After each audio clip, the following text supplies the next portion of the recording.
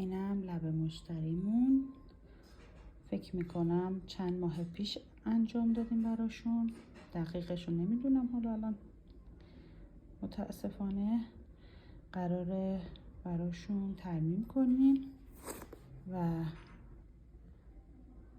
یکم ببریم بالاتر. راضی بودین از لبتون؟ بله خیلی. اینم انتهای کارمون. لبشون رو شیدینگ کردیم. راضی بودین؟ بله خیلی. دستتون در نکنه. خواهش میکنم.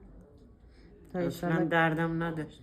خدا وکیلی به خدا باور کن. فقط یک بار براشون بی‌حسی که اول کار زدم و تا انتهای کار دیگه بی‌حسی استفاده نکردیم. درد داشتین؟ نه. سری قبل که خوابیدین کلا. بله. خیلی مبارکتون باشه. مرسی.